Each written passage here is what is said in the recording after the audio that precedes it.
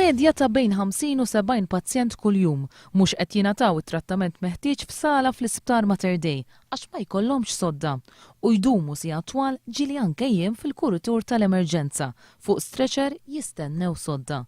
Din is-sitwazzjoni qed tikkawża nuqqas ta' dinjità u privatezza għal pazjenti. U min qed jagħmel qed iqatta l-ġranet fuq l-stretcher la qed jingħata l-kura li hemm bżonn, laqqas qed jingħata d-dinjità li hemm bżonn. Hawnhekk jgħidulek li biex tagħmel catheter, naħseb illum xi ħaġa kulħadd jaf x'inhi catheter, tittamilha quddiem kulħadd għax ġew laqqas biss għandhom xi tip ta' privacy. Mary Louise Colejro Preka semmit każ ta' persuna anzjana li waqgħet minn fuq l-istretcher wara jumejn tistenna biex tingħata sodda.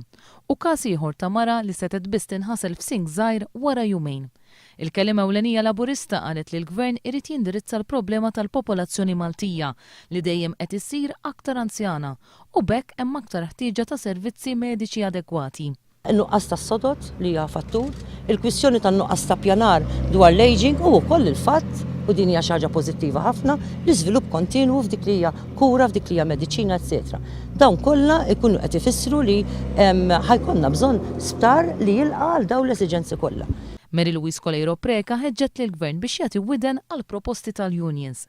Fakret kif wara 17-il sena jinbena l-isptar u b'nefqa 4 darbiet aktar milli suppost uħud mis-servizzi li qed jingħataw huma ta' livell anqas minn dawk li kienu jingħataw f'St. Luke's.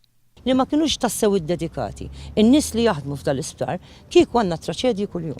Kieku għandna traċedji kuljum, mhix il-vokazzjoni u d-dedikazzjoni li qed juru it-tobba, in-nurses, il-paramediċi u kull min qiegħed imiss u jaħdem f'dal-isptar hija xi ħaġa inkredibbli, xi ħaġa li tagħmilna kburin li aħna Maltin.